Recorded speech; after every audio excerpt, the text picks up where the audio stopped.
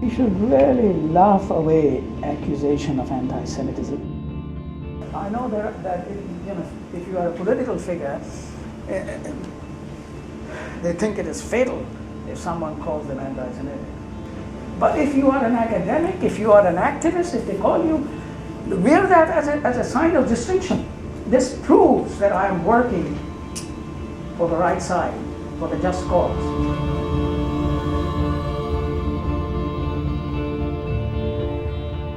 The pro-Israel narrative, which I think transcends what is reasonable and gets into the realm of the fanatic in terms of their ability to control or influence American government policies.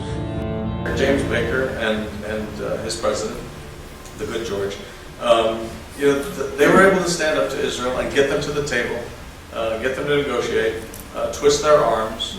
What's wrong with that? So we can say this, and Hamas is a terrorist organization, sure. They also do great healthcare in kindergartens. I felt that my character, my religion, my home, and everything about what it is to be Jewish in today's world was attacked.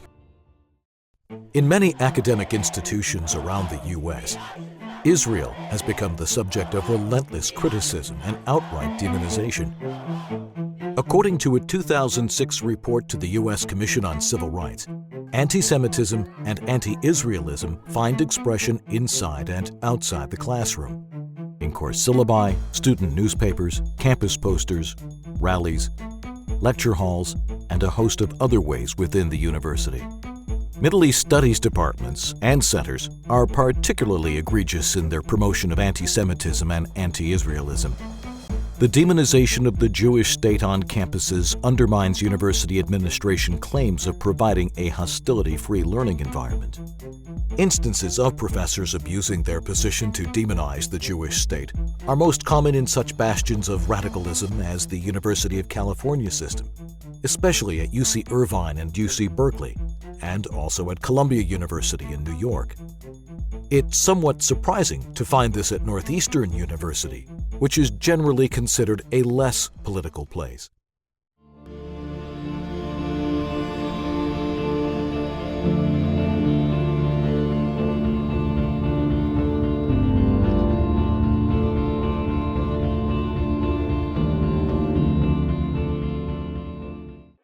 Northeastern University, located in Boston, Massachusetts, is one of the largest private universities in the United States. The university describes itself as a leader in global experiential learning. I love the university. I think everything about the university is great. It has unique opportunities through its co-op programs. It has vast resources for all its students to get ahead and learn new things and acquire new skills. And I would never trade my university for another one. But at that same time, it doesn't mean I can't be critical of things I think are very worrisome in the academic setting. Northeastern's administration is supportive of Jewish students in general. Still, it tolerates radical Northeastern faculty who actively promote an anti-Israel agenda. One of them is Professor Denis Sullivan. Hi, my name is Denis Sullivan. I'm a professor of political science at Northeastern University in Boston. I'm also director of the Middle East Center for Peace, Culture, and Development. Northeastern Professor Denis Sullivan exerts a significant influence on his students, fellow faculty, and the greater Boston community. He is vehemently anti-Israel, and he claims to be unbiased, but students that take his classes and tell me all the time about the incredible bias that he has, and Denis Sullivan will disagree with them and give them a bad grade because of it. You can also tell that by a lot of the readings, the literature that they bring into the course, a lot of the lectures they bring into the course. Everything seems to be focused on a Palestinian narrative, on a Muslim perspective, on an Arab perspective. When you mention anything of the sort of, Israel was acting in its security interests, or Israel was trying to, eradicate the suicide bomber threat by building a security fence or something like this, you're automatically labeled as a radical, as if the deaths of Israelis are irrelevant. Professor Sullivan's background casts doubt on his impartiality as a scholar of Middle East history. He is a former advisor to the Palestinian Authority. He had also been the head of the American branch of the Palestinian American Research Center, an anti-Israel think tank. He's very anti-Zionist, anti-Israel, and a lot of the things that he said throughout the class from day one to the last day were focused on your most fanatic interpretations of events. Boston University professor Richard Kravitz is president of Scholars for Peace in the Middle East, an organization of academics dedicated to honest, fact-based, and civil discourse in regard to Middle East issues. The danger is that students, Jewish and otherwise, go through college hearing lies and distortions and politicized scholarship coming from professors who they normally would believe would know the truth and would be teaching the truth, and end up having a distorted and inaccurate view of Israel and its relationship to the Middle East, and by extension, Jewish people. A close look at Sullivan's lectures, assigned readings, guest lecturers, and study abroad trips exposes Sullivan's abuse of his courses to indoctrinate students with 3 big lies of anti-Israel propaganda. 1. Powerful Jews control America's foreign policy. 2. Israel is a Nazi-like criminal state. 3. Hamas and other terrorist organizations are legitimate resistance groups. One of the U.S. State Department's criteria for defining the new anti-Semitism is the belief in the myth about a world Jewish conspiracy of Jews controlling the media, economy, government, or other societal institutions. There is a strong pro-Israel lobby in the United States that's not simply Jewish. You have a Christian Zionist cause, if you will, Christian Zionist movement that has over a century, if not 2 centuries, of interest in this region for millennial purposes, meaning the Jews have to take control of their historic homelands, and I think it's silly and against American national interests. Students taking Professor Sullivan's classes are assigned readings like The Israel Lobby and U.S. Foreign Policy by John Mearsheimer and Stephen Walt. The Anti-Defamation League called Mearsheimer's and Walt's article a classical conspiratorial anti-Semitic analysis because of the one-sidedness of their presentation.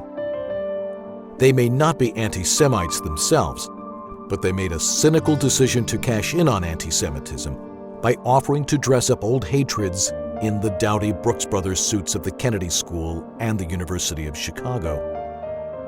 These writers and Professor Sullivan believe that Israel, in their view, does not deserve support and is getting support from America, largely. The reason, they say, is because Jews are powerful and unscrupulous. And yet, if you mention anything critical in America, you're anti-Israeli or anti-Semitic, all this other stuff. The notion of an all-powerful Israel lobby controlling America is also supported by Rami Khouri, a longtime member of Professor Sullivan's Middle East Center. The pro-Israel narrative, which I think transcends what is reasonable and gets into the realm of the fanatic in terms of their ability to control or influence American government policies.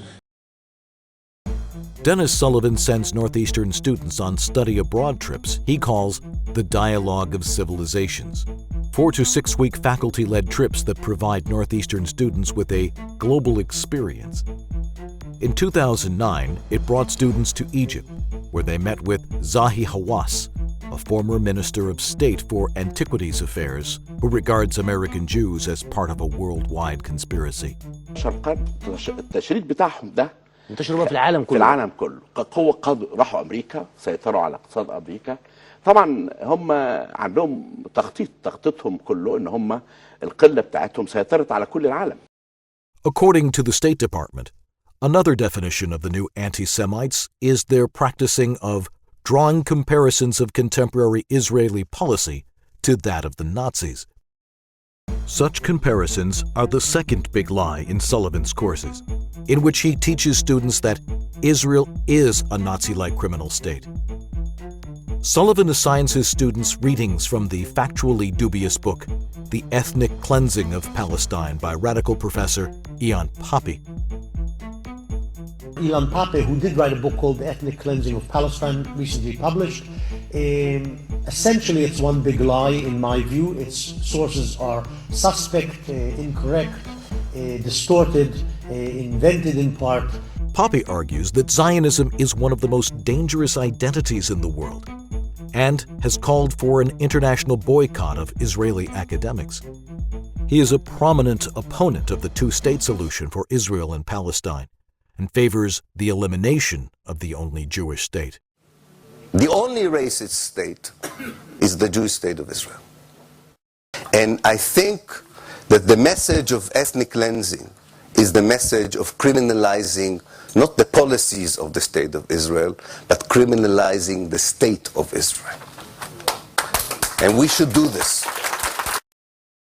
Sullivan's syllabus also includes Israel-Palestine, How to End the War of 1948 by radical Israeli professor and pro-Palestinian activist Tanya Reinhardt. I think what Israel is doing is far worse than apartheid. The model now is of ethnical cleansing. I would say it's a genocide. It's trying to get as many Palestinians out of their land as possible, trying to kill them slowly. In his course on the Arab-Israeli conflict, Sullivan assigned students readings by Norman Finkelstein, the notorious author of The Holocaust Industry. The New York Times called Finkelstein's book a novel variation on the anti-Semitic forgery, The Protocols of the Elders of Zion. In the book, Finkelstein charges Israelis with being the new Nazis.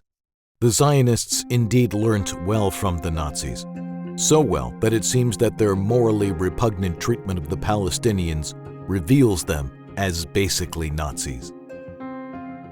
And that in a Sparta-like society filled with bloodlust, killing Arabs is a sure crowd pleaser. If you've never heard of Norm Finkelstein, be careful when you Google him. He is a very controversial person, I should say, and there's a clear campaign against him as an individual. He's Jewish, and yet the controversy resides around his writings about Israel's use of the Holocaust for political justifications. This Thursday night in this room at 7 p.m., Dr. Norman Finkelstein will be here. Sorry I'm not here. I'm going to be in Washington. Speakers like Norman Finkelstein, for example, are frequently the guests of the Muslim student associations on campuses all over America. They love him. He's been called the dream Jew of anti-Semites. We are here protesting the fact that the university is paying for an anti-Semite to speak. It's being paid for the student activity fee, which comes directly from our tuition. Campus cultural events are also used to demonize Israel outside the classroom. In 2010, Sullivan's Middle East Center co-sponsored the Palestinian hip-hop band Damn. Its most famous song, Who's the Terrorist?, says Israelis are just like Nazis. During the performance, Northeastern students were encouraged to sing along with the band.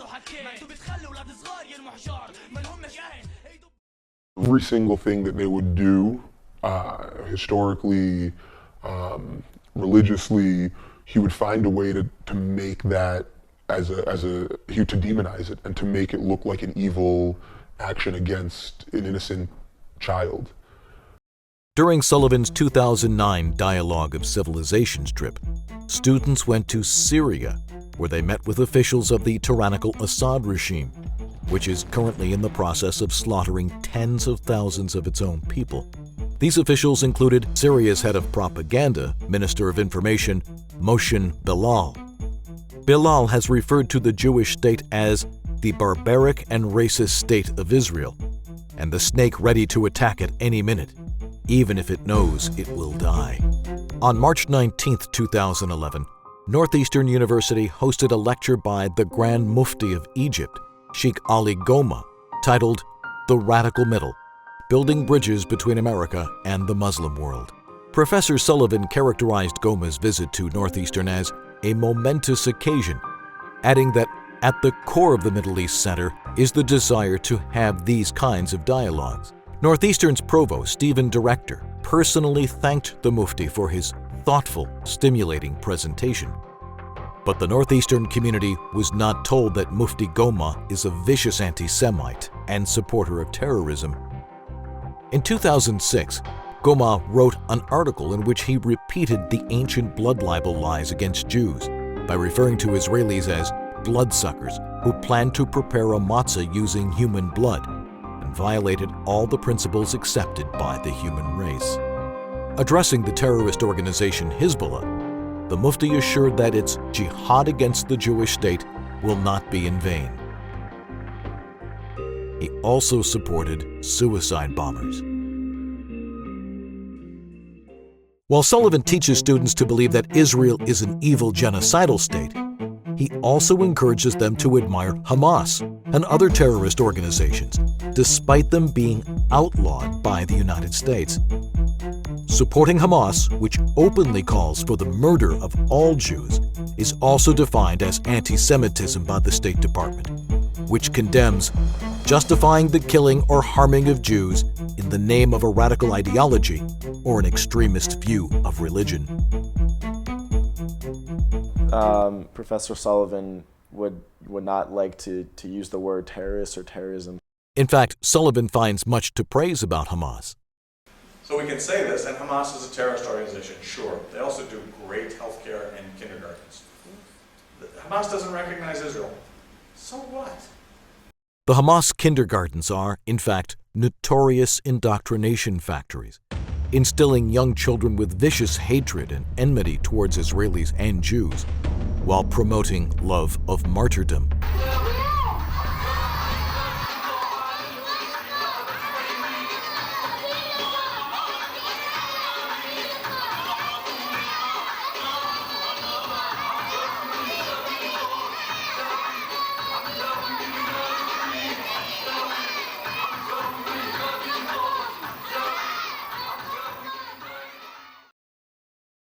Sullivan assigned students readings by Sarah Roy, a senior research scholar at the Center for Middle Eastern Studies at Harvard University. Roy has claimed that the Nazi treatment of Jews and Israeli soldiers' treatment of Palestinians were, in her opinion, absolutely equivalent in principle, intent, and impact to humiliate and dehumanize. Hamas itself is a far more pragmatic movement than is typically than its typical representation. This is not a group that is the same by any stretch of the imagination as the Taliban or the kinds of government you would see in Iran. Another faculty member, a native of Iraq and a former instructor of Mosul University in Iraq, Dr. Shakir Mustafa, signed a petition that defended Hezbollah, a virulently anti-Semitic organization designated as terrorist by the U.S. government.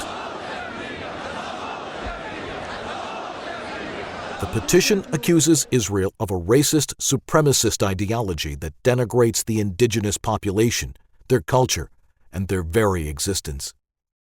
In Middle Eastern studies, the people doing the hiring of new faculty are people that have the party line as far as thinking about the Middle East goes. And typically that means that they're people that are not friendly to Israel or Zionism. They're post-colonial theorists who blame all of the ills and dysfunction of the Middle East on imperialism and Western states and Western interventions. The anti-Israel bias promoted by Professor Sullivan may lead many of his students to draw false conclusions regarding Israel, as seen in this promotional interview Sullivan recorded on his website with a young, highly impressionable Jewish student. Well, I'm Jewish, and my mom has talked about the Arab-Israeli conflict somewhat in my house, not a lot, but I just thought it would be an interesting class to take. In terms of your understanding or feelings or attitudes toward the conflict or the people involved in the conflict, have you gained a lot more than you thought, or is it pretty much standard stuff that you knew already? Or? I didn't really know details, and so this has taught me a ton already about the history that goes into it, and I'm excited about talking about it with my mom because I don't think she knows a lot either. Mm-hmm. And so I've learned a lot, and it's still really confusing to me. I have to keep going back and rereading the chapters and to try and make sense of it all because it's a lot to learn. Yeah. Did you feel like in these first few weeks you're getting a couple sides to the story? Or? Sullivan's syllabi are demonstrably and persuasively one-sided, providing students with multiple viewpoints, but all from an anti-Israel perspective. Yeah, definitely, and it's nice to be able to talk about it. I also wrote this to talk about it with one of my roommates. Was kind of afraid to talk about it with me because she was afraid that I was going to be pro-Israel and not really willing to discuss anything else. But I'm just, I'm learning a lot of different things, and now I feel like I could have a pretty educated conversation with her about what I think. So you're also bringing this into your dorm room or your apartment? Yeah. That's cool. That's cool. Good. I think the Jewish community in the Boston area should be very concerned with the issue of professors giving a one-sided view. Not everyone is exposed to what's going on or what's being what I think is indoctrination within the university. Sadly, the Middle East Center is not the only source of anti-Israel hostility at Northeastern. Economics professor Shahid Alam, a citizen of Pakistan, is notorious on campus for his extreme anti-Israel, anti-Jewish, and anti-American views. Alam promotes the anti-Semitic conspiracy notion that a mostly Jewish elite group of neoconservatives sought to place American power in the service of Israel. The Jews who teach Middle East studies, Alam wrote, work to incite a civilizational war between Islam and the West. Alam takes pride and some credit in the transformation of Northeastern University to an anti-Israel campus over the past 10 years. I have been teaching at Northeastern for 22 years.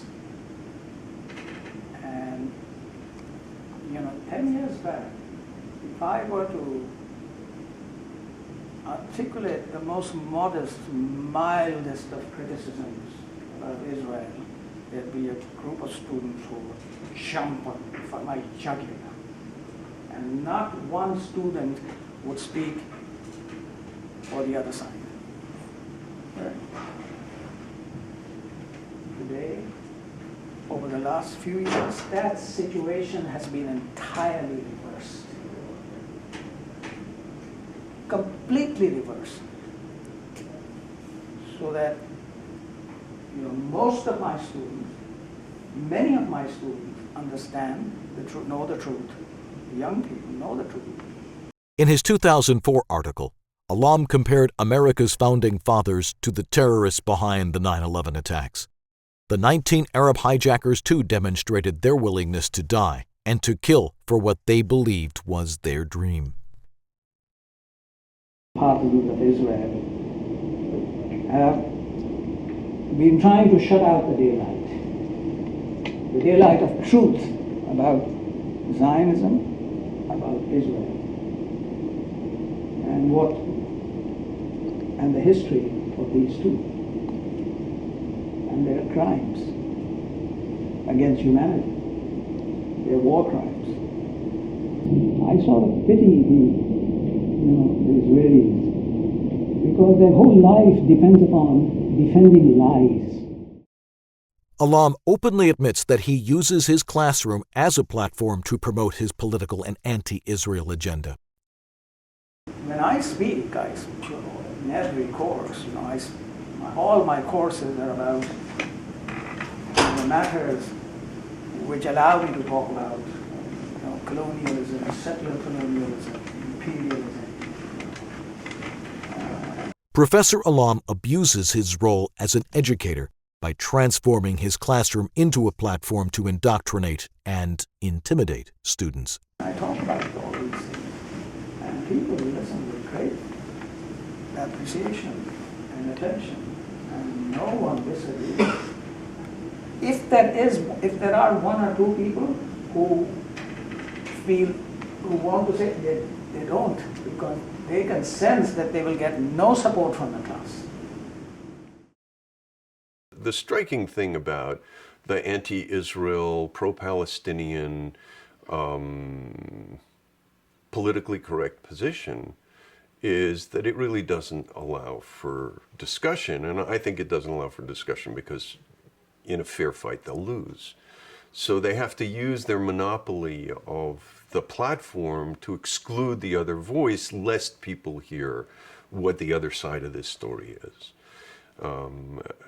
And I think that's the real problem, is professors who use their pulpit not to express political points of view, but literally to propagandize a political point of view. And I think that goes on a lot. Professor Alam also believes that anti-Semitism is something to be proud of. We should really laugh away accusation of anti-Semitism. It has now become laughable. And there may come a time when you almost wear that label as a mark of distinction. Don't be afraid of someone calling you anti-Semitic. Laugh at them.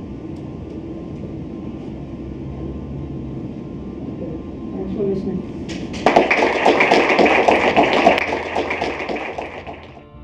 It is outrageous to see a speaker at Northeastern dismissing, even embracing anti-Jewish prejudice, openly expressing his pride at being an anti-Semite, and urging others to adopt that hateful path.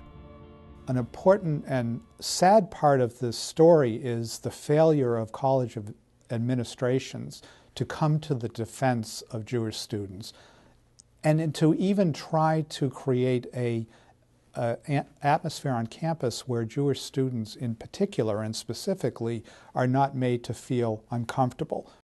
As part of the 2012 Israel Apartheid Week, some members of Students for Justice in Palestine vandalized the campus and defaced the statue of a Jewish donor and trustee of the university with stickers claiming Zionism equals racism. Zionism means Israel, means Jew. So if somebody says Zionism is bad, so people almost subconsciously take this message as Israel is bad, Jews are bad. I know that on the West is very different and there are a lot of attempts to separate those. But sometimes when you see very consistently leaflets of this type, you really begin to suspect maybe they're not talking about only Zionism. Anti-Semitic vandalism at Northeastern happened before. In December of 2011, a menorah erected on campus to celebrate Hanukkah was desecrated, apparently not for the first time. Several days later, in a message to the Northeastern community, President Joseph Aoun promised, "We will not tolerate any conduct that creates a hostile or intimidating environment for members of our community." Yet President Aoun did not mention the anti-Semitic hate crime specifically. Instead, he spoke in general and abstract terms. President Aoun took a different approach in dealing with hostility towards another minority. In 2006, an African-American professor, Leonard Brown, received a hateful anonymous voicemail. Commendably, Northeastern's administration, president, and Senate reacted strongly against the incident, condemning it in a number of publications and establishing a committee on community harmony. Speaking at the 2012 Academic Honors Convocation, Northeastern's distinguished professor, Vladimir Torchilin, urged the university's leadership to take a more forceful approach to fighting bigotry. What I would like to see on campus more mutual respect and tolerance. Or more exactly, to see that each case of intolerance is clearly condemned by our community and leadership rather than allowed to persist by pretending that it doesn't exist.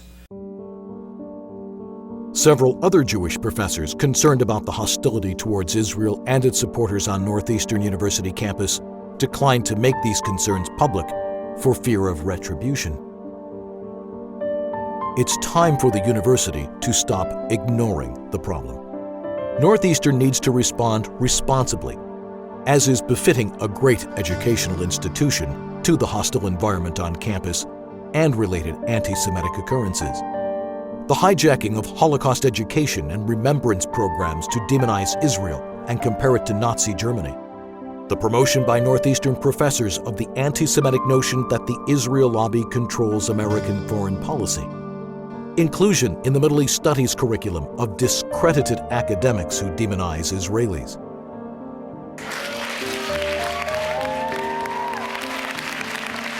Faculty members telling Northeastern students that being an anti-Semite is something to be proud of. Vandalism of a statue of a Jewish trustee of the university. Desecration of the menorah. While the Northeastern administration cannot be held directly responsible for the behavior of individual students, the university is responsible for creating and maintaining a safe and non-hostile learning environment. It must be called to account for its refusal for many years to confront anti-Jewish propaganda being taught in its classrooms by radical faculty.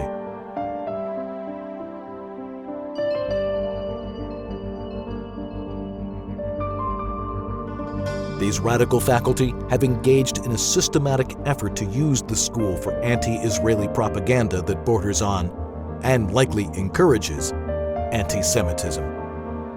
Professor Denis Sullivan's Middle East Center has been carefully constructed to ensure that Northeastern students get a one-sided, bigoted, and deeply unscholarly education about Israel and its supporters. The university must place the Middle East Center under the custodial responsibility of the president until the center complies with Northeastern academic standards. Professors Sullivan and Alam cannot be allowed to indoctrinate students and promote lies. To remedy the university's hostile learning environment, the administration should mandate sensitivity training to the radical professors of the Middle East Center and for members of Students for Justice in Palestine. Northeastern University must treat all the students equally. Offenses against Jewish students must be condemned with the same vigor as offenses against other minorities. Please contact University President Aoun and Provost Director and urge them to ensure that Northeastern University lives up to its own core principles.